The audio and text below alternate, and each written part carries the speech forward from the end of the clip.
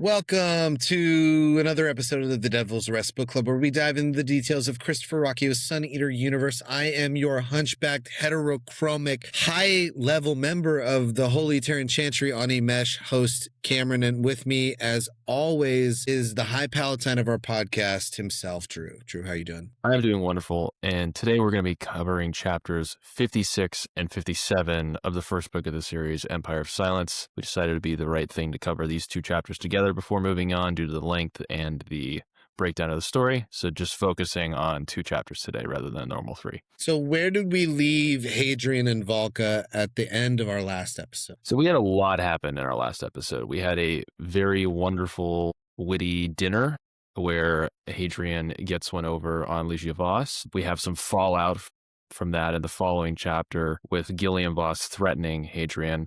And we capped last episode off with an awkward situation where Hadrian walks into Valka's place as a sex person is leaving, and he's thrown off by this, but he still goes in. They have a conversation, and they have a discussion about the quiet for the first time and what that means in this sort of ancient pre-human civilization that has these ruins with no evidence of their existence across the galaxy.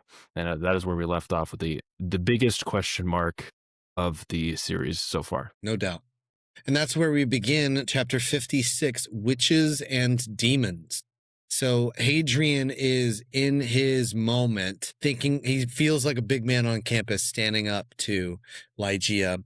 And he's thinking about it as he's walking through the halls and walking with this retinue that is following the Count Bailey and Mataro. He also uses this opportunity to mention that there is a natural tension that we've already been hinted, since we're reading really close, we've been hinted on this since the very beginning, that there is a tension in power between the priestly class of the Holy Terran Chantry and the Palatine. We know that the Holy Terran Chantry controls all of the technology that the entire society can use, and the Palatines are in control of business and the workforce, essentially. So naturally, those two things are in tension at all times. He also mentions that Bailey and Mataro, in essence and in practice, is not the type of Palatine who just bows to the Chantry's every whim and wish. He does push back when it suits him to do so. He also dichotomizes like the idea that the church is so incredibly strong, like they control the entirety of technology across human occupied space. Yet at a dinner table in front of hundreds of people, they could be mocked by a lower level person and that person get away with it. So Hadrian is in this procession with Valka alongside him and others as the Mataros are being guided through the very fishery that he and Kat had like initially snuck into to see the Umandh many chapters ago. I think it's worth pointing out something that I think is so great about this book is the symmetry that is taking place over the course of this. It's something that flew over my head first time around. This is sort of the second time where it's really struck me home. The first time that really struck home to me was crossing paths where he was with Old Crow previously, right, while he's speaking with his Myrmidon buds. This is another one of these, moments where the author puts us in the same place to sort of remind us of previous things with current context and current scenarios. It's really great writing. I think it's an underappreciated part of this book. And if we remember that scene too, Hadrian's first experience with the Umandh, he sees them and these two duelators who beat up this one Umandh almost to death. And the other Umandh are like, hey, we need to take him to the doctor. And they very quickly like, all right, fine, we're going to lose out on money if we kill another one of these. Yeah. So that was the environment that we were in last time. He's like kind of in love, and he's experiencing wonder and terror of experiencing this species for the first time all in the same scene. It's like this combination of experiences all in the same place. We will bring back up that metaphor that you had of like the symmetry in just a minute, because I think symmetrically what happened in that one moment was a small revelation. So we should see if there are any small revelations that we have in this moment as well. As he's walking with this crowd of people through this tour of this fishery, somebody calls him, some Logoth calls him the court translator. So now Hadrian, like in his, as sort of a joke or maybe potentially true. He's teaching the Mataro kids how to speak Jadian, and also just had this very high profile language exhibition with the head of the Chantry on Emesh. So he has gained in social stature as a result of this as well. William and Ligeia are also in attendance right next to the Count as they walk through this. And he is talking with Valka as they're, any moment he gets where he is on Anais' arm, he's going to talk to Valka. Yeah. He laments the fact that he's been in this courtly setting for so long, and yet he cannot be palatine, right? He is not permitted a weapon. He's a prisoner, right? Mm-hmm. And he doesn't have a shield belt because only the palatines were permitted to wear them in court. So he's just another functionary in this thing. Hadrian, all high and mighty, wishes that he could be a palatine once again. He's feeling squeezed, I think, by the amount of political pressure he's put himself under while being unarmed. Like I think he's starting to realize the position he has put himself in because of his behavior and his lack of ability to defend himself. Which for Hadrian, as we know so far, is always hindsight. It's never foresight. I mean, we thought that he was acting more subtle in different ways, but I mean, he could not just let bygones be bygones and let the Chantry win. Anytime that the Chantry or anybody that is opposed to his ideals confronts him, he has to spar with them verbally, right? He's not going to he never lets anybody else get the last word. The closest he did that was in our last episode when he looked at Gilliam Vas and said, "You don't know everything." And even though he wanted to make an Intis joke or something like that. So I'm sure that lack of protection, he's feeling it. Yeah. Valka then admits that she was wrong about Hadrian in the way that he was acting. And in light of this post Ligeia event situation, she says that he's not a barbarian, right? Compared to the rest of the Solon Empire, he is not just a barbarian, at least. He's winning in her over mindset a little bit. And every time that she's calling him M. Gibson, so she's still being very formal. Of course, he wishes she would call him Hadrian, but he doesn't, or she doesn't. And every single time she mentions Gibson's name, of course, Gibson's face flashes in his mind. They tease each other a little bit. He says it's sweet that, he's not just a barbarian. But then she calls him strange for being an imperial, to which he responds, we're not all the same. There are a variety of us. Seems like potentially there was a continuity fix here about both being palatine, changed to noblemen. Yeah, I caught this in my version. I was going to ask you about this because this jumped off the page immediately on a second read. So on page 389 of the original text, it reads, "There's an ocean of difference between the Count and myself." And Valka says, "You're both palatine men." Right. And it says you're both noblemen in the new version. Yeah. So in the old version, this is a continuity problem because this would suggest that Valka knows that he's palatine or something weird has happened here. This was a mistake. And so if you're reading this section in the original text, just know that Valka does not know. This is a continuity problem that is fixed in the newer version. Yep. And then he mentions is all that she can see class and sex in relation to him and Bailey and Mataro, kind of seeing them as similar or equal, at least in her eyes from the demarchist standpoint, which is the biggest hypocrisy that we've seen from Hadrian at this point, because the first thing that we get every single time Hadrian is introduced to a new person is he puts them through the lens of, are they patrician? Are they palatine? Are they plebeian? Are they homunculus? He automatically puts them in these categories, and yet he is calling out Valka internally, or the narrator is, for noting the fact that she's seeing class and sex in this scenario. He doesn't want to be seen as just another palatine, and yet he is always putting people into these buckets. He says you should judge people by their actions.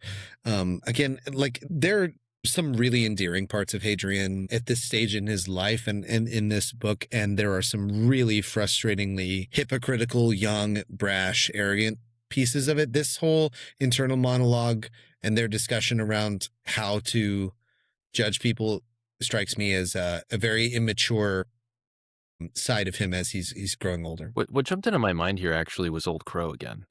We had this ethic that was introduced to him by Old Crow, which is it's not about where you've been, what you've done, it's about where you're going. And it's sort of this action-based ethic.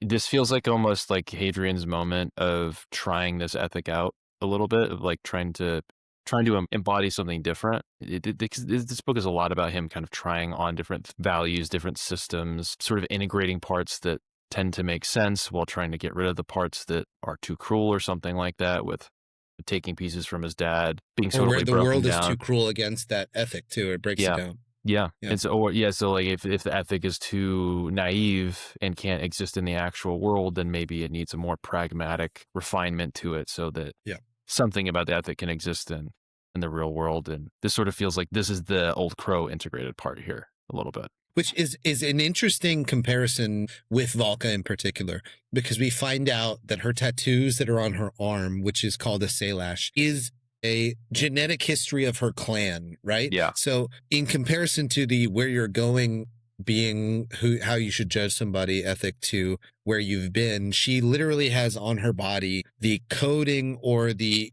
imprint of her entire clan's history and her part in it going down her arm. Yeah. He calls it an intaglio, or maybe it's intaglio if it's being pronounced like Italian pronunciation, which is like an engraving or etching technique that you see. Like if you look at Benjamin Franklin or like anybody on a banknote, the sort of like multi-lined depiction on a lot of currencies banknotes is intaglio. So he compares it to that. Whereas her Selash is also abstract, sacred geometries. Like he could not possibly understand all that it is trying to say, but he does know at least this much, the narrator does, that it is indicating the history of her clan on her body. And since they are having this ethics discussion, she immediately turns it back on him and said, well, despite the fact that, you and Bailey and Mataro aren't equal or whatever, you both should apply your generosity to the lower classes. Like you are oppressing the plebeians. And Hadrian immediately claps back and says, well, what is raising patricians then, if not a kindness that we are doing for plebeians? But then she calls him out again, because this is a part of the continuity fix too. She calls him out on the fact that he didn't earn his place. Presumably somebody in his past did whenever he was elevated to the patrician that he is in this situation. On page 390, I wanted to read part of it where she says, or where Hadrian says, would you punish me for who my parents are? They worked for what they had, built upon what their parents gave them, the same as anyone else, palatine or plebeian. I have stolen nothing. I stopped short, afraid I was close to revealing my palatine identity. What a effing hypocrite this guy is. I have stolen nothing. He spent 2 years on the street stealing for, survival. Don't get me wrong. But like, he seems to utilize his past. And I appreciate at least that the narrator is giving us a more complete account, but like, he's not mentioned the fact that he stabbed a shopkeeper to steal from them and then stole from Rel's gang to be able to start his life as a Myrmidon and then earned his way through the Myrmidonage and whatever. It's also, I think it's worth mentioning, I don't know how relevant it is to the story, but if you are in a hierarchy that is subjugating the swaths beneath you, you don't get credit for elevating a few of them. That isn't remedying the injustice of the entire. There, you would require something much greater for the system to become ethical, rather than just saying like, "Hey, you did some cool stuff. We're gonna elevate you in particular," while we treat everybody else like trash. To your point, this is clearly a diametrically opposed understanding of the economy, at least from the Tavrosi perspective and from the Solon Empire perspective, because Valka sees that oppression as stealing. And Hadrian does not see that oppression as stealing. He sees that as like, oh, well, we lift them up, it's trickled down, right? Economics kind of, right? Versus is what he's arguing for, at least trickle down genetics versus, whatever the Tavrosi have. Genetics. Yep. Hadronomics, dude. That's great. Hadronomics. There's the clip right there. That's really good. I like that a lot. Hadronomics. Funny. But with that diametric opposition and it's really hard to have a conversation with somebody when the views of that, like those intrinsic of values or views are so different. So much so that she just stops having the conversation. She cuts it off. It's like, we're not going to agree on this at all. Well, you talk past each other so much because your priors are different, right? If I don't know that this is her view, but if a capitalist and a socialist are having a conversation, you're going to disagree about theft all day, and you're going to have a disagreement because you have different views of, in one case, profit is totally ethical and normal, and in another case, profit is viewed as theft, and you're never going to have an actual discussion if you don't resolve the value disagreements. And usually the conversations don't happen at that level. You're happening at the disagreement level where you're just going to misunderstand each other endlessly. But she doesn't want to stop having the conversation because at least he's one of the few people that treats her like a normal person. Yeah. Or like an individual that isn't like immediately rude to them in court. And so she tries to change it to something that is a more positive thing for the two of them to discuss. Yeah. A value agreement, right? She points the enemy to be the chantry instead. And be like, hey, look, I didn't ever think that I'd see a chantry prior get embarrassed like that at court. Like, that's really impressive. He's got enough that she can latch onto to like agree about things. It's just finding the areas that they can see eye to eye on in order to build rapport and form a relationship. It says that they have rapport, right? To some extent. Yes. And you can imagine being in her shoes, seen as a sort of nuisance and a heretic and a whore and a witch by most people that are in court, with the exception of Elam S. Redgrave, right? Basically, in the count, that like, that's got to wear on you. And so you want to still maintain the friendship that you have with somebody that is not one of those people. Somebody that seems closer to a peer, I guess. Hadrian asks then about if the Demarchy is like so different than the Solon Empire. And she's like, yeah, it's pretty different than this. Hadrian, I think it's kind of flirting. He's like, well, I'd like to see it someday. Yeah. And she's like, would you really? Sort of gives him the side eye. As this next section is pretty unbelievable. Yeah. This section on 391, I'm curious if there are differences, but the section starts with, perhaps the chantry's icona are real. Perhaps those spirits hear our prayers, perhaps not. I have always considered myself agnostic, but you see, to a peasant, a serf who has never seen the emperor, to him, our emperor, and those gods are the same. His radiance, his laws still affect the provincial, even when there is no emperor at all. It is a mistake to believe we must know a thing to be influenced by it. It is a mistake to believe the thing must even be real.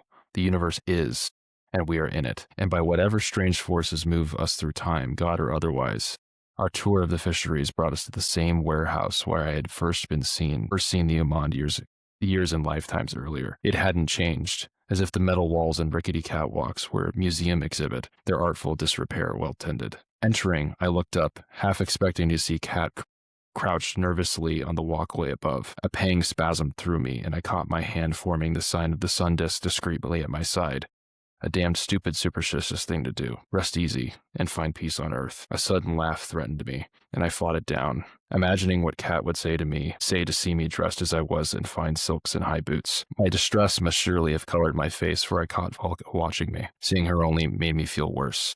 Had I truly forgotten Cat so quickly? No, life must move on, surely. I was no ascetic. I should not be alone. So the first part of that is pretty different. I'm excited to hear the difference. I'll cut it off where it's exactly the same. Though the icons worshipped and offered sacrifice in chantry are only statues, there are deep powers in our universe that know us, watch, and hear our prayers. As a boy, I consider myself agnostic, but I'm wiser now. You see, our meanest serf will never see the emperor. His radiance may not even grace their world with his presence. Still, Caesar's impact is felt. His laws form the foundation, the framework of that serf's entire universe, and so shape him day by day. They shape his world, though he little knows it, and so hardly recognizes the emperor's hand in the structure of his life, in the safety he enjoys, in the works built by imperial hands, in the ability of trade to pass between worlds. That hand is always there. It is a mistake to believe that man must know of a thing to be influenced by it. It is a mistake to believe that things must even be real. How many of us are moved by dreams, hopes, aspirations? The universe simply is. And then it goes on and it's exactly identical. Very, very different in tone. You know what? And we've talked a little bit about this before, and hopefully if we get Christopher on, we'll ask him a little bit. We don't want to, ask him too much about this because he's a private person, but clearly this second edition reads more like the narrator in the future writing this edition compared to, there are some sections throughout the first edition, because he wrote this book when he was 17, 18 years old, that are written from that as a boy I considered myself agnostic perspective. Yes. That a man that is wiser is returning to and rewriting. Yeah. The line that really most exemplifies it is, I have always considered myself agnostic, versus when I was a young man and not as wise, I considered myself. It's almost as it sort of speaks to the journey Rockio, I think, has gone on. Yep. And that sort of comes through Hadrian here. There's similar themes, but the tone is kind of different. There's a agnostic sort of vibe to this passage, but speaking about the wide-ranging reach of hierarchy, authority, and its effects on people. The passage you read gives me vibes of similar things about things affecting people outside of the reach, but almost sort of an argument for the immaterial of hope and things that seem to be obvious as a part of our experience as human beings, but don't appear material. It appears a more spiritual version of this passage rather than a cynical one. It's an interesting difference. I think this is probably the most interesting differences that we've seen between the versions, actually. Yeah, it most clearly speaks to Rockio's difference as an author. Also speaking to the experience of being in the same place with Volca, but this is like sort of the last like lively memory that we have of Kat, of being here with the Umandh. Like, and so before she gets sick, it's interesting he takes us back here with his sort of new interest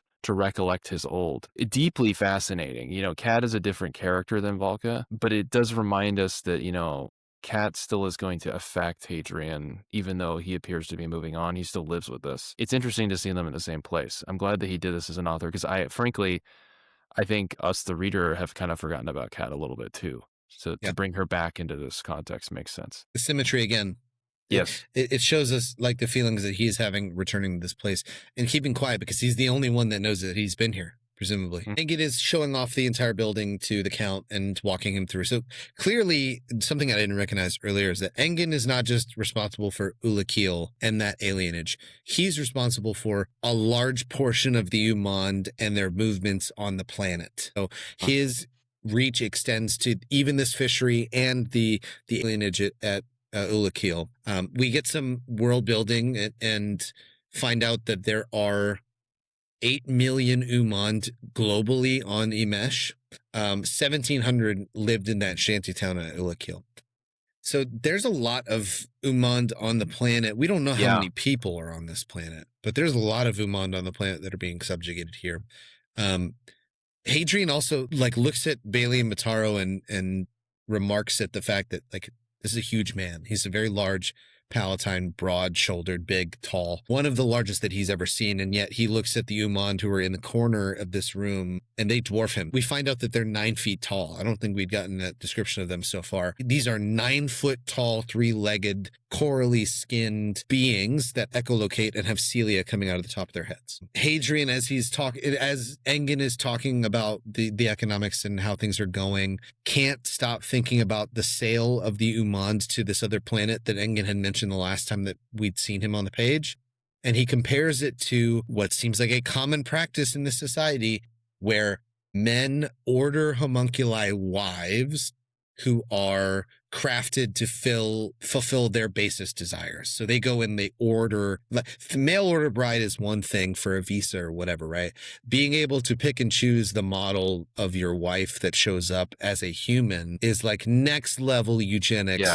That is really gross to think about. It's dark. It's really, really dark. And he uses this phrase is fantastic. And it's actually a callback to earlier when he had said the Latin form of the beginning of this sentence: man is a wolf to man and a dragon to the inhuman. So the vibe that Hadrian has here in this moment, seeing the Umandh in this situation, is that it's a shame that humanity has suppressed them so. And immediately as he's having these thoughts, Ligeia begins complaining about the fact that the Umandh still have their ability to make the circles and the rituals and these other things that we don't fully understand, that Volca was trying to study Ligeia complains that they should be brought into the light of the Holy Terran Chantry, and should be inducted into their rituals. Clearly, whether Ligeia knows this or not, she does not understand the way that the Umandh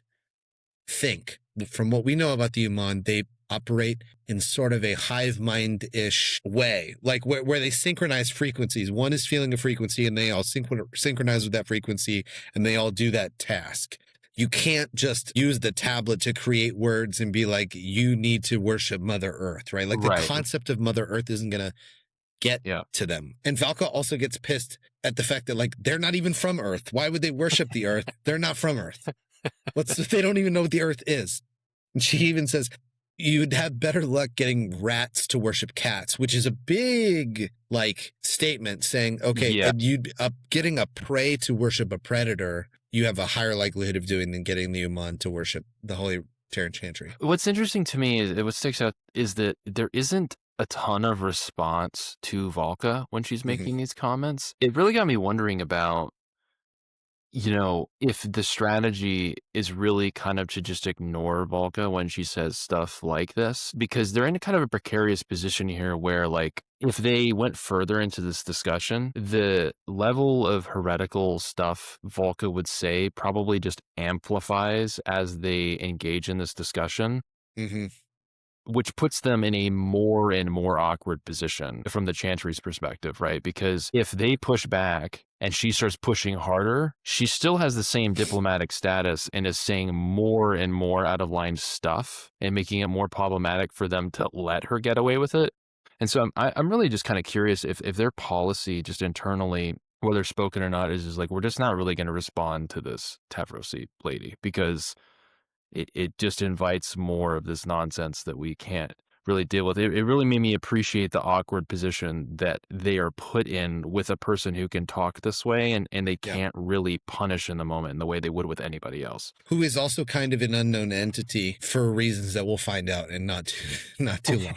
Ligeia then turns to Bailey and, ignoring what Valka said, and reminds him, which this is an interesting thing, of the Chantry's mandate to obliterate the local population. Like there was an agreement between the Chantry and the House Mataro when terraforming, I imagine, certain areas of Emesh, because earlier in the book it does say that the Normans initially settled here. So maybe like, I don't know. And basically to make this capital or whatever, I think it's sort of a, okay, now this makes sense to me. It is a similar situation to when House Atreides takes over Arrakis, is what I'm guessing here. Previously inhabited and is being handed over or taken over by House Mataro.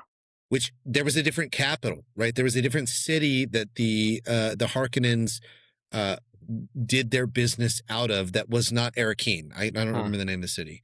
But the Atreides chose Arrakeen as the new seat of power on the planet. Sounds like in that transaction, when the Normans were kicked out, the Chantry made an agreement with House Mataro to say, okay, you want to create your new capital, you want to create your new seat of power. That's fine. You can have this terraforming technology as long as you obliterate the local population of the Umandh, because we cannot tolerate any gods but the Earth herself and her son. And in this case, the son is the Emperor, which is a big kind of reveal to us of like, well, they were supposed to get rid of the population. There are 8 million Umandh living on the planet. It doesn't seem like they were subjugated or that they've been removed. Yeah.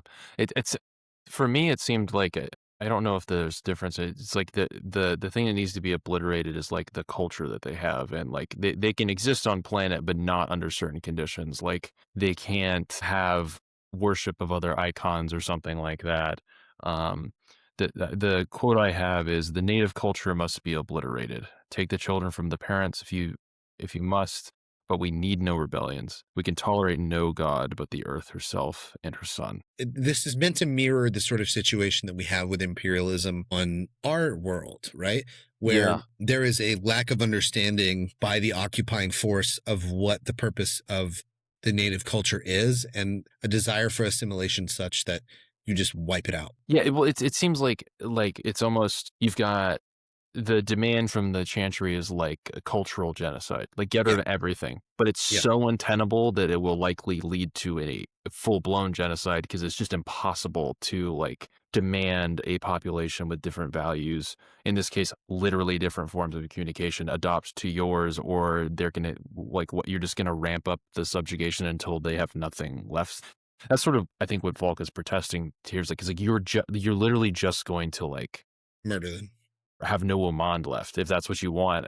Like, because they're never going to have the capacity to, even if they wanted to do this, like they can't understand. It's not the same thing. So, On top of that, too, though, I mean, we know that the things that they made and what Ligeia is calling rituals or whatever are ways for them to navigate around the world. Like they don't have eyes, they echolocate everything. And these like things that they're making, these symbols or whatever, we can't hear the wind blow through them, but the Umandh can. It's sort of like a guiding way for them to get through the world. And so just a clear lack of understanding of the biology of these creatures and how that impacts. And I think it is meant to mirror the sort of submit or die, convert or die. yeah.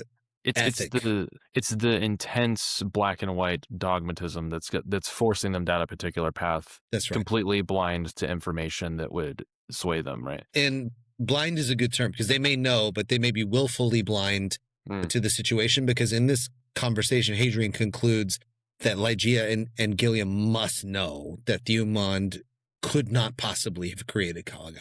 Balian in this moment, sort of deflects like on Valka's behalf, where Elomas was doing it at the Triumph, at the Ephebia. Balian is now stepping into that role of defending Valka in this situation, to which Gilliam then tries to defend his mother. And Balian calls him a self-righteous little hobgoblin, to which Ligeia responds, Balian, we need a little bit of decorum. And then we're seeing this tension play real time between the Chantry, the Palatine power and the Chantry power, because the Count then says, like, don't use my first name. Like, I am the Count of Imesh. Like, don't forget who you're talking to. Meanwhile, in the other part of this fishery, there are 50 Umandh who are droning, and it's getting louder. Gilliam asked that the duelators shut these Umandh up, to which the duelator hits one in the side, who then drones out in pain. And then immediately Hadrian gets the flashback of his last situation in this fishery, where one was nearly beaten to death by the hands of a duelator. And they were sort of meekly picked it up and took it to the doctor or whatever. This is different than that. Instead of the meek droning, like the heartbeat that he had heard them drone on last time, this drone is louder and more high-pitched and more tense. So much so that Valka gets her tablet out and is confused and starts bringing it up. Meanwhile, the Count doesn't recognize that this is any different than normal. This doesn't sound odd to him, but he asks, he notes that it is loud, and he asks Engen to quiet them down, to which Engen begins barking orders, trying to get them to stop the droning. Granted, in the last situation, there was less Umandh in the building than there are now. There are 50 in this fishery right now, and I wanted to read page 394 onto 395. Among the adorators who dwell in the mountains above Maidwa, it is said that pride is the gravest sin. I do not understand why then young men seldom do, and it would be a long time before young Eduard explained the customs of his people to me and their beliefs. But it was so that day. The first of the Umandh boiled from behind its invisible line, breaking from its pack like a Jadian dervish.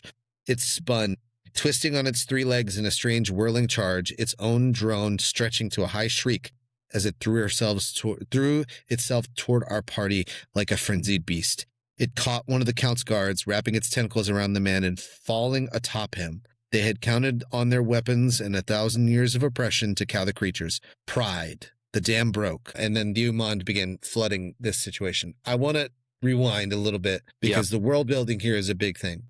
So for what we know about adorators to this point, when we've heard the term adorator before, it's in the context of people who worship an adorator cult or an adorator religion that is in the empire, but is different than the Holy Terran Chantry.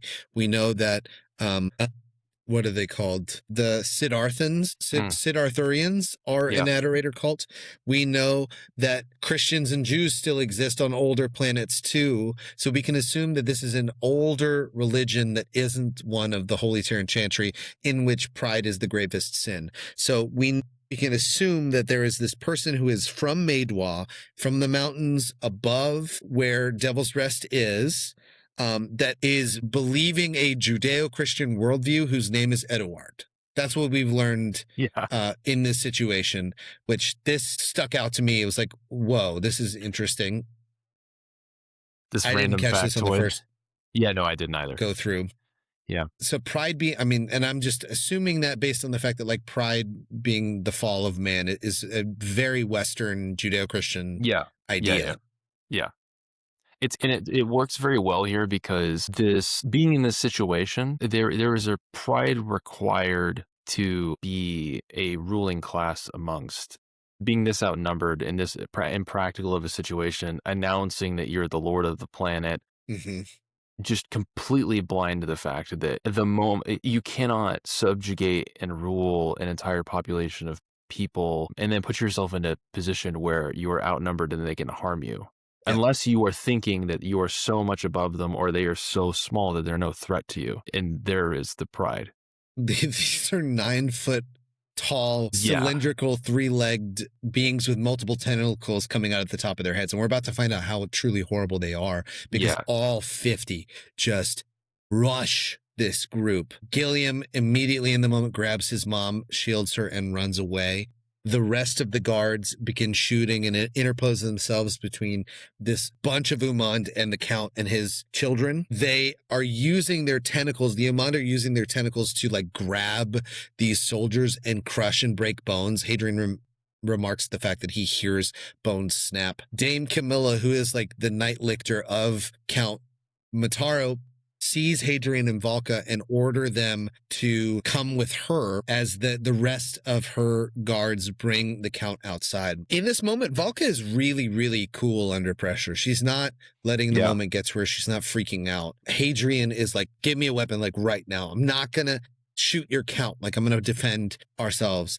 And the moment he asks for a weapon, he gets struck by something huge and scaly and then falls to the ground. As he is on the ground, he gets a tentacle shoved into his nose and into his throat that is now choking him to death, which is horrifying. The only thing that he can do in this moment is bite down on that tentacle. In doing so, he cuts his own mouth in some situation. Maybe he bites his tongue, but the taste of his coppery blood is mixing with the sulfuric tasting ooze that runs through the Umandh's veins. And still, despite the fact that he bit that, it has not retracted. He is still choking. Yeah.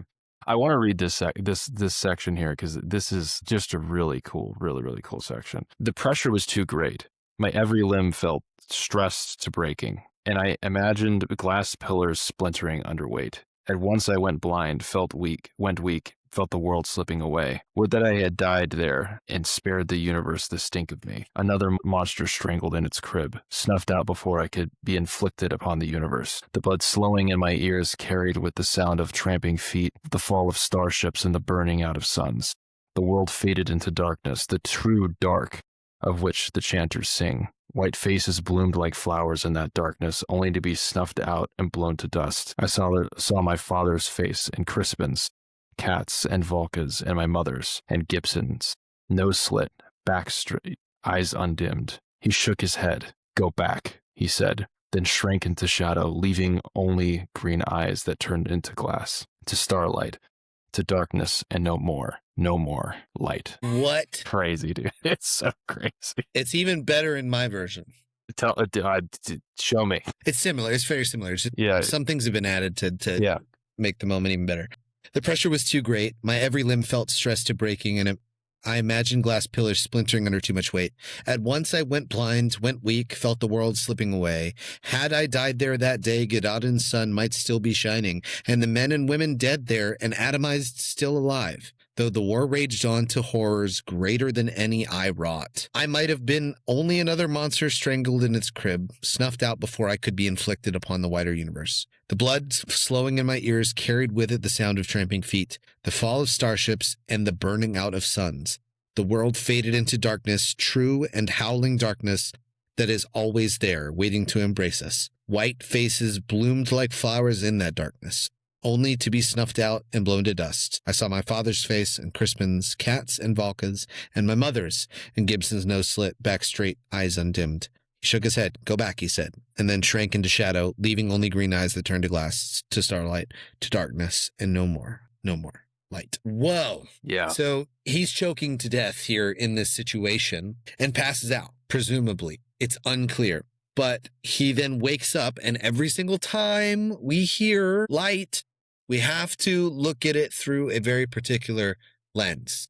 I have a question for you. Yeah. In my version, dark is capitalized. Okay, it is not capitalized in my, the world faded into darkness, the true and howling darkness that is always there waiting to embrace us. Interesting. Waiting, Okay. white faces bloomed like flowers in that darkness. Dark is not capitalized in mine. Dark is capitalized in mine. Very interesting. Okay. Light, there Again. was light, and the air came rushing back into me, and the glass splintering feeling in my bones turned into raw aching. So he's back. He wakes up, deep breath. This sounds like drowning, right? Like almost like it's suffocating, drowning. It's very similar vibe. He sort of submits in the moment to whatever's going to happen. Valka pulls the tentacle that he bit off out of his throat, and he like sputters as he gets up. She asks if he's all right. I think it's really funny. He mentions this in italics, meaning that it was in the internal monologue in his head, not on said out loud. He says, "Why, Dr. Ondera? Fancy meeting you in a place like this." As she's like on top of him, pulling this tentacle out of his mouth. It's so funny. Much so that this makes him sort of laugh and chuckle in the moment. And then he realizes where he is, and then he's back. He sees an Umandh rolling past them. He throws her down, lays on top of her, and then stands up as his robes are falling off to just his shirt and his trousers. He picks Valka up and asks if she is okay. He's bleeding from the side. He takes her hand, and they run towards the same ladder that he used to get into this place with Cat many, many years ago. And that's the only way he can think of to get out in this moment. So he runs over there. And as he runs, an Umandh, they echolocate, hears them, and pursues them instantly, at which point I can envision Hadrian like pushing Valka up the ladder, and he just jumps to the side to get the Umandh off of her in this moment. And the Umandh like begins attacking him as he's letting her escape. He's looking for a weapon anywhere. If this goes into visual media, this scene needs to be exactly the way it's written. Yes. He gets 2 fish out of this ice box, and he throws the fish at the creature as he's like looking for a weapon. He can't find anything. He's tripping over like 15-foot long congers. And then he like is looking to see if there's anybody coming to help, like any of the guards coming to help. Nobody is there. Like there's too little people for how many Umandh are in this room. And then he looks and he sees who he thinks is Philicus Engen bleeding on the floor, but he doesn't go to his aid. As the Umandh is running towards him, he sees the top of the trunk as the cilia extend toward him and realizes that there are teeth within the trunk, and for the first time realizes that these cilia that they've been using for this work all this time are not arms, but rather tongues, and inside is just a bunch of teeth that is going to grind him up. He stumbles back. He finds a machete, and he thanks whoever accidentally left that piece of equipment there in that moment. As he slices through 2 of the cilia, he dodges, he kicks the Umandh in the leg and breaks it. And then he uses both hands to like hammer in the point of the machete into the trunk of the creature, and he subdues it as Valka begins to escape up the ladder, and it's bleeding out as he's like standing above it, ready to strike it down. He looks up at Valka and then decides not to strike it, and a soldier shoots the creature with a plasma rifle. And that's where the scene sort of ends in that moment. What a tense, energetic scene. So well done. It's just incredible. You can feel the energy in the entire scene, just the entire time. It's wonderfully written. I think, once again, more action from Rockio. We've seen some of these scenes, in Colosso and stuff. This one feels just even more tense to me. I don't know what it is. If it's just the being outnumbered or the alien nature of the Umand and just how terrifying they can be when they want to be. Just feels very suspenseful. It's wonderful. Seeing Hadrian fight this off with a machete too, just like it's just exciting. I can't wait to see that. To that point, right? These are trained guards that these Umand are killing, right? Yeah. In this moment, and they have the numbers. This is the reason that they don't let the Umand fight in Colosso against humans. They'll let them fight other creatures or whatever, like mountain lions or whatever they had fighting them. But your normal everyday human doesn't stand very much of a chance against this Myrmidons are 9 foot not fighting tall. these things. Yeah. We cut to outside of the fishery. Gilliam immediately comes out the gate, like as they're trying to figure out what went wrong in the situation. Gilliam immediately fires at Valka and says, like, not fires a gun, but like fires accusations of Valka and says, it must have been her. Like, this foreign witch must have been the one that like caused this whole thing. Yeah. Hadrian notes in the moment that like he looks totally fine, like he's totally unharmed. Meanwhile, Hadrian like almost died in there. So he's really, really mad that Gilliam was able to get out scot-free, virtually scot-free. Gilliam then claims that she must have used her tablet or that technology to incite these creatures to fight back. In the moment, Ligeia is behind, like being protected by Gilliam in this moment. Like she's behind and like hunched down, behind the hunchback son that she has, right? Hadrian remarks that she looks more the part of the witch than Valka does in this moment, who's standing tall and has survived. Gilliam then remarks that Mother knows what else she is capable of. So this is another hint. So we've gotten a lot of hints that Valka understands technology or interacts with technology in a way that is very different than anybody else in the Stolen Empire that we've met up to this point.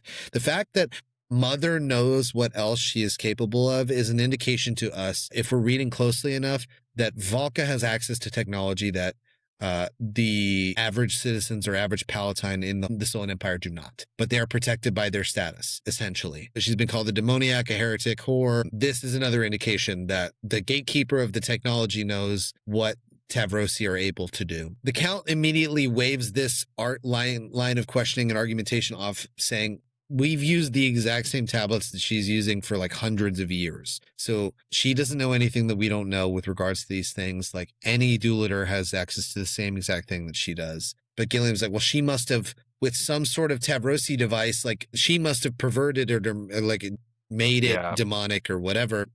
At this moment, Dame Camilla comes out of the wings and says like, hey, everybody's dead in there. Baleen asks how many did we lose? And apparently only 3 people died. One of them being Villicus Engen. So Hadrian was right that it was Engen who died on the ground. Despite the fact that there were 50 Umand, 3 people dying is they got out of there pretty quick and handled it pretty well, despite having inferior numbers. And the Umand are like just all toast. All dead. Every single one of them dead. Yeah. Not a single one lived in that fishery. They all died. All 50 of them, 50 some odd. In the moment, Hadrian's not sure how this happened or how this uprising occurred. And he looks over at Valka and sort of gives her this like non-verbal, did you do that? Like, is this you? And she's like, no. And she's not even offended by the fact that he asked. She's just tired of the situation. Like, she's adrenaline dump, right? Like you just immediately like post-fight tiredness. Balian then questions like to the duelators, like, how could this possibly have happened? They don't have an answer. They've seen a few like individuals get mad, but never like this. And seizing the political moment, Ligeia is like, this is exactly why we need to wipe them out, wipe their culture out. We need to call them like full on extinction event for these creatures. Yeah.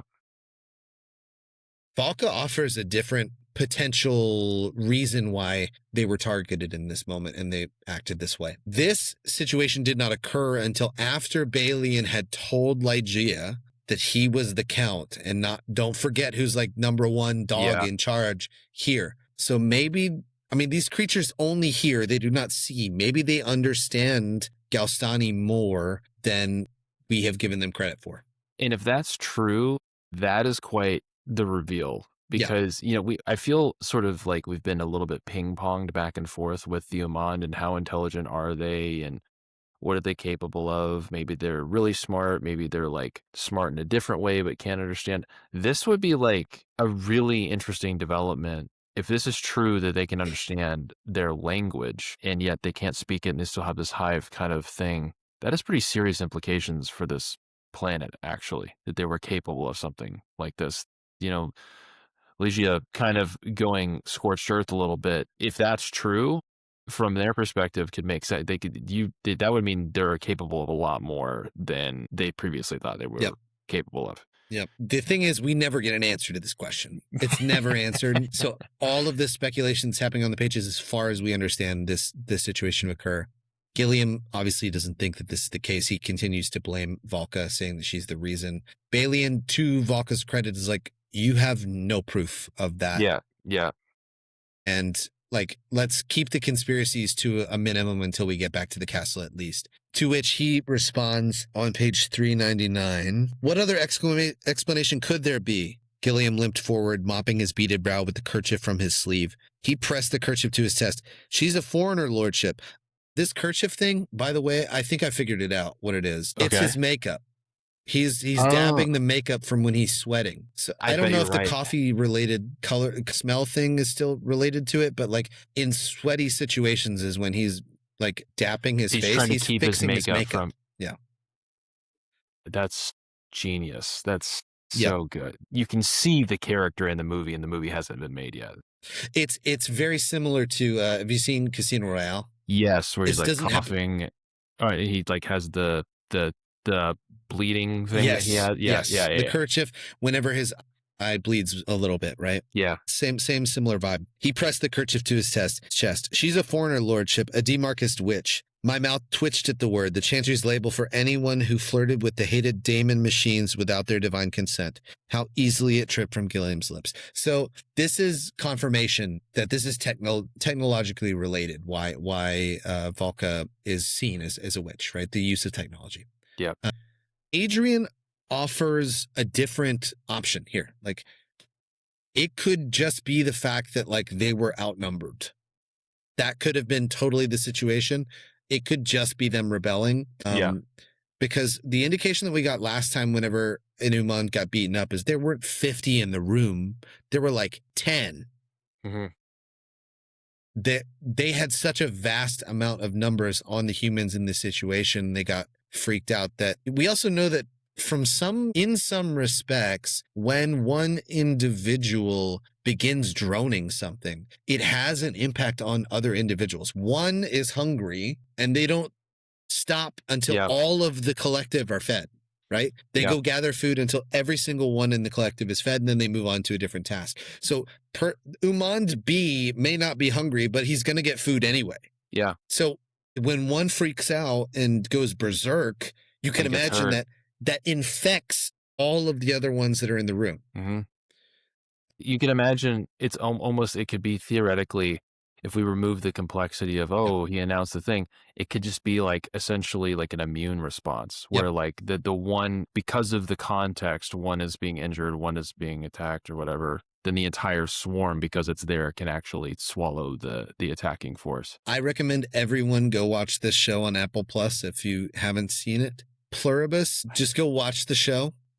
It's not a spoiler to say that there is a hive mind sort of thing going on in the movie. There's a very similar way of thinking about how a hive mind would potentially work for us as individuals. So go watch the show. It's fantastic. So Hadrian just offers like, maybe they're just rebelling, right? Like maybe it's just like, it wasn't anything to do with that. Maybe they don't understand Galsani. Maybe it was just purely one of them got fed up and all of them decided to fight. And then Gilliam's like, well, you lowborn bastard, like you must be caught under her spell. This witch must have you under her spell. And for the first time, Valka like confronts Gilliam directly and is like, call me a witch one more time. This is the first time, the only time that she's been threatening or potentially violent at all, period, full stop, in the story so far. So she's really fed up. At that point, Gilliam looks to the count and is like, look, she's even threatening, like as a moment of trying to utilize this for his purposes. Yeah. It's like, she's even threatening me. There must be something that I'm pulling on here that is the truth, like in his conspiracy theory. And as he is speaking, out of nowhere, Hadrian punches him in the face and sends Gilliam Vas sprawling, and everyone goes silent. On page 400, he says, Gilliam never finished that sentence, but instead went sprawling. I didn't even know I was going to hit him.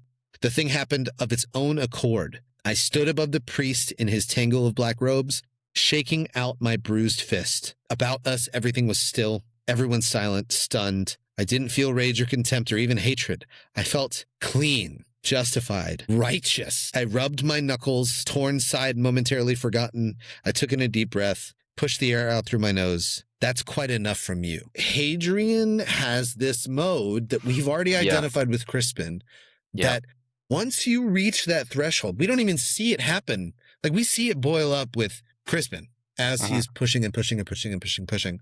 Hadrian has stuffed down his feelings with Gilliam. He's been punched by him twice. One time knowingly, like, haha, hit me, bastard, you can't do it. The last time that he got hit. And he's been stuffing all this down, and all it took was him threatening Valka in this moment. Hadrian has a boiling point that when he exceeds it, it's not anger. He doesn't do it out of anger or rage. It's this cold, potentially psychopathic, like dark triad type thing where it's like, all right, flip the switch. It's kill or be killed, right? Like, bam, hit him immediately. Something that he doesn't even have control over.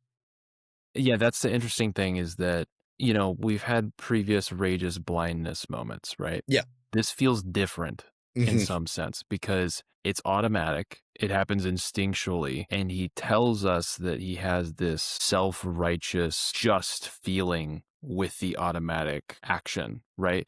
And so when we're at the start of the story and we see this young man and we're wondering, how does this man become the Sun Eater? This kind of like looks like the first peek through the curtain, so to speak, is like, oh, that's the Sun Eater. Whatever that instinct is, that's where it comes from. This like sort of self-righteous, willing to be cruel for justice sake instinct that's been buried underneath a bunch of other things that peeks through here because he's just not going to let him call her a whore again. And he just puts him down.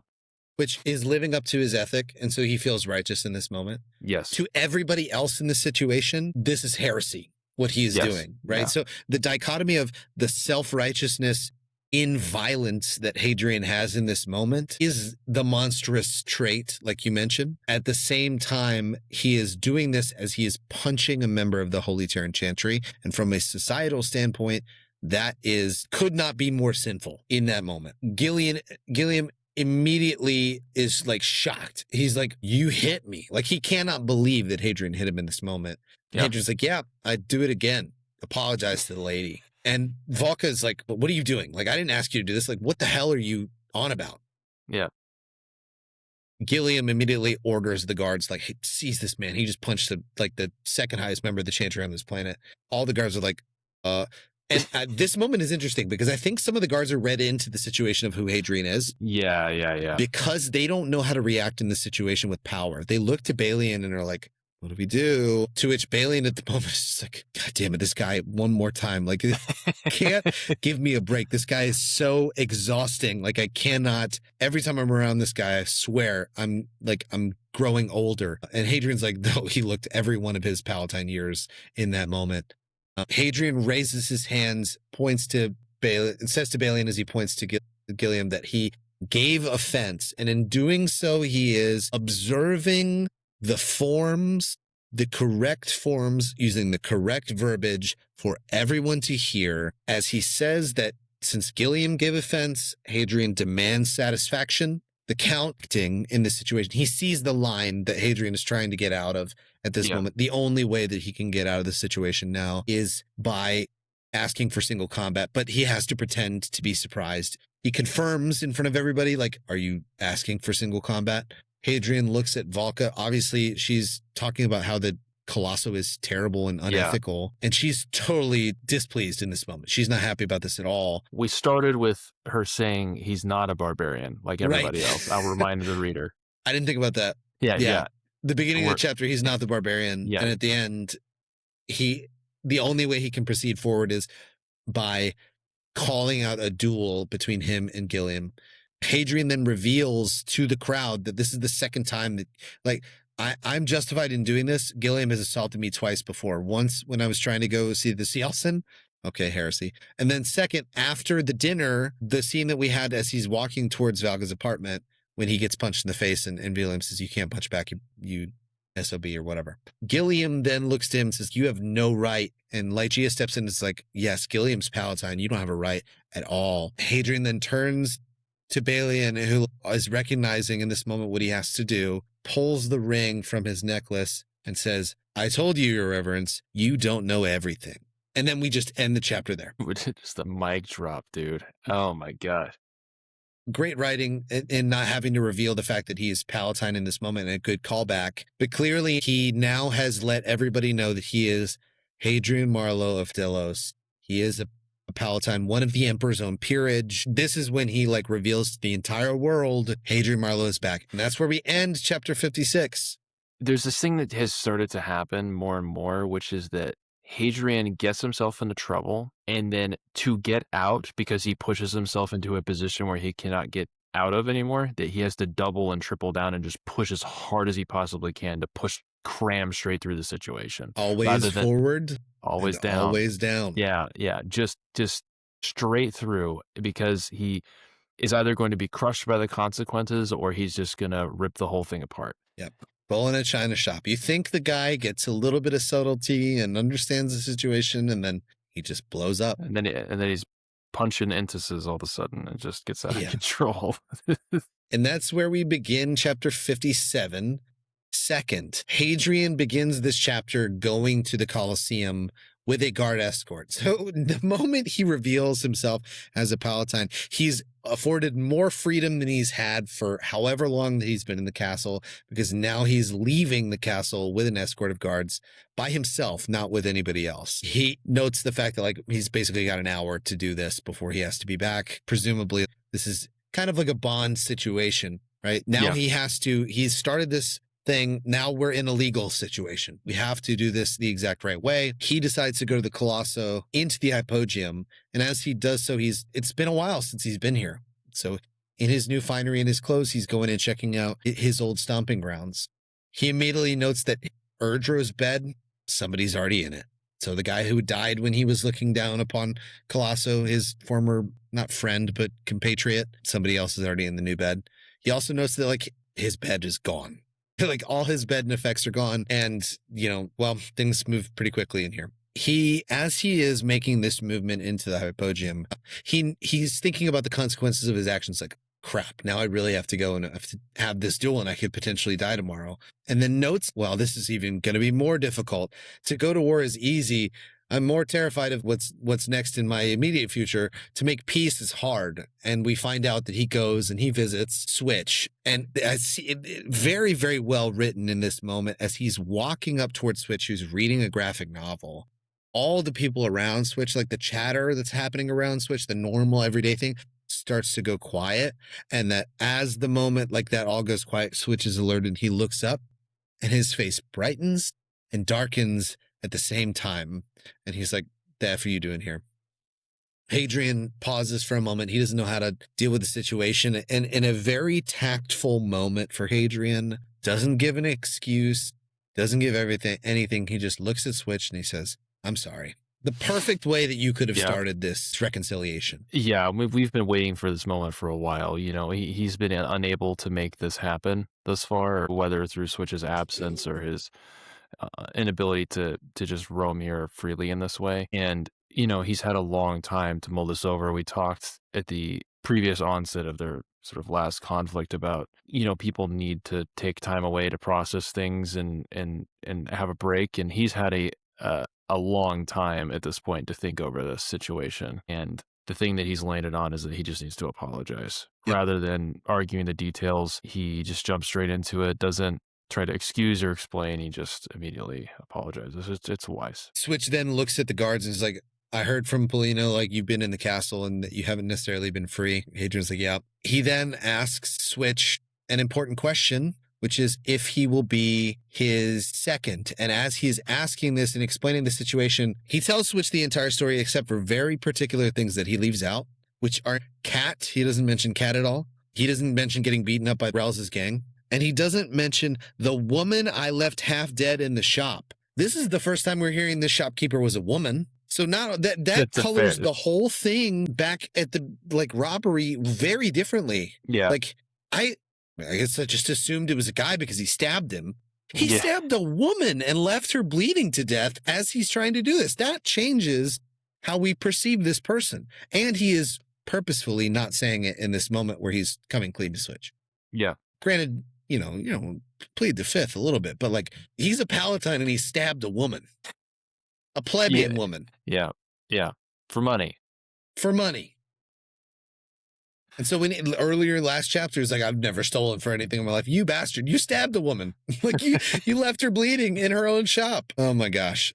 I noted that. I was like, who is this guy? Hadrian, as he's telling him this situation, he mentions the fact that legally he needs somebody to represent him as his second in the duel. In the past, that would have been potentially bringing them into the fight. But as it stands today, he's not particularly worried about that necessarily happening. And he talks about the mental calculus too of why Switch versus Polino, because why wouldn't you just pick the guy who's survived 6 years in Colosso and has killed 40 Cielsen? Mm-hmm. That's the kind of guy you want in a battle with you, right? But Hadrian could not live with himself if he did not reconcile with Switch, and this is the best way he thought of doing that. He needs a friend, right? He needs somebody. It isn't just about strategy. It's about like needing someone to have your back and to connect with, and like that. Like you're not just picking the best teacher to go to potentially die next to. You're picking the person you want to die next to. Hadrian is shocked at the fact that like Switch is so willingly going along with this. Yeah. But in Switch's eyes, like he never would have lasted a year plus in Colosso if it weren't for Hadrian teaching him and taking him under his wing from day one and protecting him in that first group engagement, right?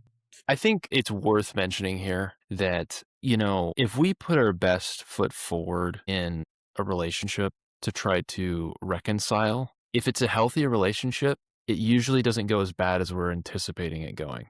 Yeah, we have a lot of anxiety about like bringing up the conversation, saying the thing we're worried about saying, worried about apologizing. When you are in a good relationship and you connect with somebody and you are genuine, you take responsibility and you actually say the hard thing, people's empathy instincts turn on very quickly, and they are much more quick to forgive when you behave well in a situation like this than we ever think that they will be. Twitch just jumps into it's like bro, I'm not gonna I'm not happy with you, but I'm not gonna let you go die somewhere by yourself. Like this argument we had is not that serious. Like it very rapidly clarifies and reconciles because Hadrian handled this well. It's a very, very one. I think that empathy turns on because it's a very human experience that we all go through, right? We all say the wrong thing at one time and we catastrophize about what it would potentially be like to go apologize. And then we go apologize and it ends up okay. Yeah. And that doesn't mean that the person has like forgiven you necessarily or like it isn't still mad about what you did in the situation. You still need to learn your lesson, but that doesn't, not most arguments are not relationship sacrificing. Yeah. And I would say, this is a point of note, especially when you are in person and looking someone in the eye. Yeah. If you text somebody, this does not work as well. Yeah, of course. It is hard for people to be looking at each other, and when they've cooled down and people are trying to take responsibility, it's hard for people to continue to be angry. It's very difficult because you start feeling like, I don't want to be mad at this person. Like I want to forgive them. It's but if you're looking away, if you're in different rooms, if you're texting each other, but that's not what happens. Hadrian walks up to him. It doesn't. If Polino had given the message before Hadrian had, it would have not gone this way for the same reason. Like he was checking in on Switch via Polino, like Switch's well-being and making sure that he was okay because he cared about him. But never do we see in the narrative him going and like asking Polino to reconcile on his behalf, which to your point, Switch would have been probably less likely to do. I think he tells Polino to tell Switch he's sorry when they meet. Does he? I think so. Despite that, it coming from Hadrian in this case, I think matters a lot. Maybe you're right. I'll have to go and recheck it. But regardless, like if he does, he's like trying to let Polino let Switch know that he would visit if he could. Yes. Yeah. And I would say it's possible that even if Polino passes on the message, like Hadrian is sorry, I think he means it. Hmm. It's easy for Switch, I think, to still be angry and to be like, yeah, whatever, screw that guy. But when he sees Hadrian actually approach him, even if he doesn't want to have the anger melt away, he probably does feel that a little. Yeah. He's like it's hard to continue that face to face. Because it's not all Hadrian's fault too, right? Right. Hadrian also, as part of this reconciliation, is like tries to tell Switch, like even though he tells him his whole story, basically minus these few occasions that we mentioned, that he doesn't follow the sexual ethic that in in some uncertain terms, that he is different. Like he is not the Palatine that abused him and treated him like an object and all this different stuff. Like he is a different, especially in a sexual context, from what we know about Hadrian. And Switch relents, and because he's had time to think about it too, and says, I know that you are not. Like I've seen you interact with other people. Yeah. Like I know that you're not that kind of person, but you also have no idea what it's like growing up powerless as a plebeian.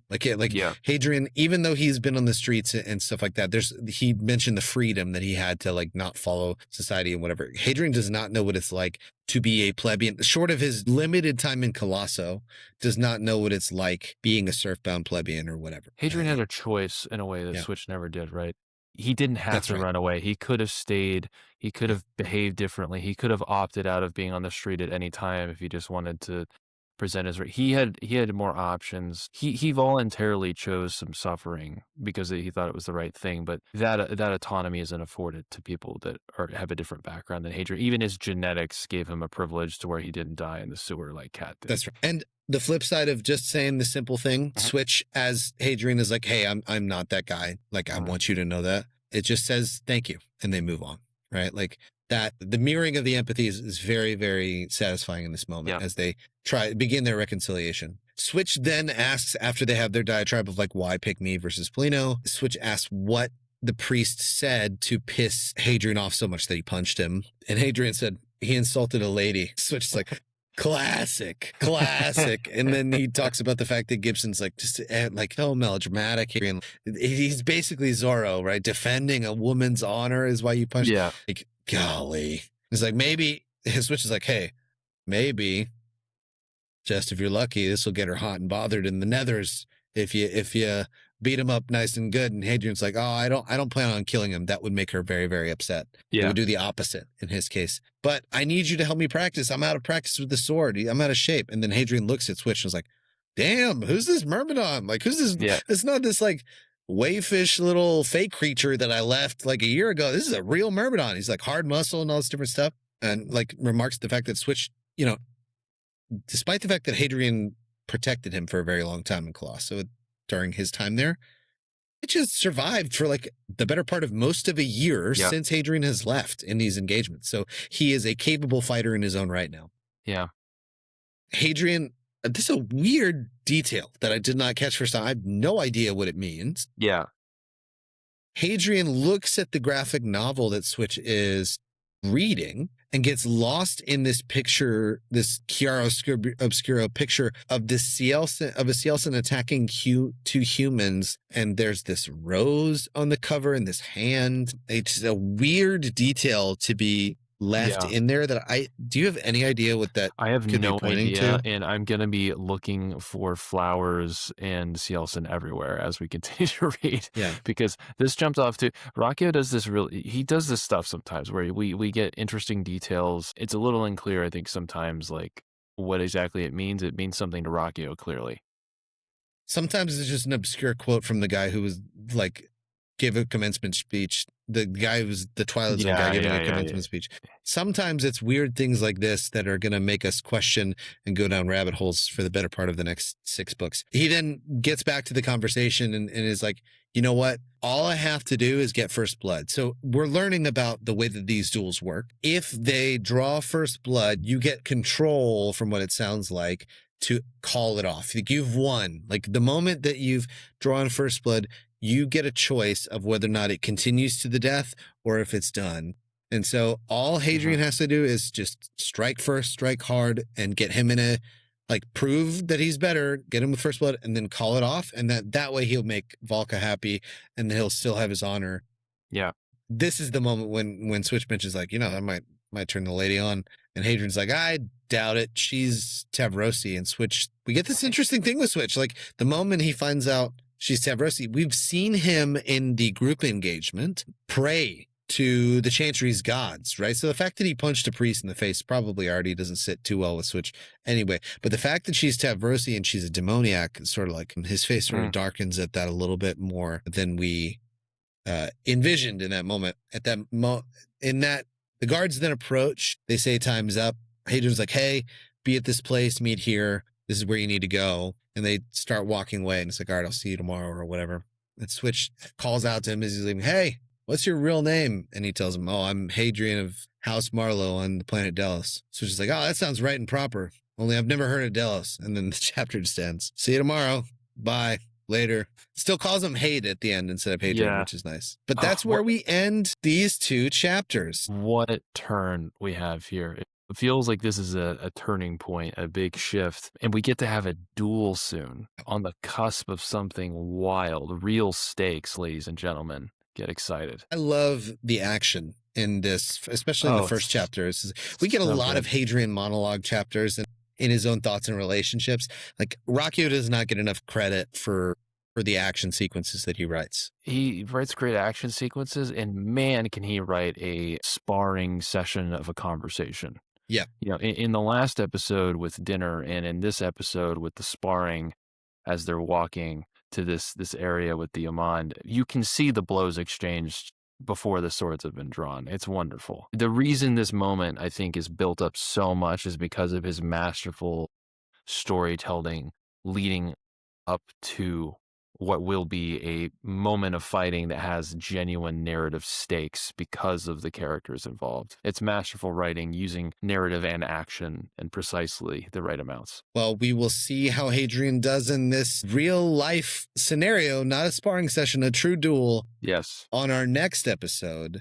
But for now, we leave you, dear listener, and we will continue on, always forward. And always down. And we will see you folks next time. See you folks. Devil's Rest Book Club is Cameron Elston and Drew Welty. Today's episode discussed chapters 56 and 57 of Empire of Silence by Christopher Rocchio, copyright 2018. Empire of Silence was originally published by Daw Books on July 3rd, 2018. Quality editing and original music by Cameron Elston. Find us on YouTube. Contact us at devilsrestbookclub@gmail.com. Devil's Rest Book Club is a production of Disquiet Pods. This episode, copyright 2026, Cameron Elston and Drew Welty. Thank you for joining us, and remember, rage is blindness.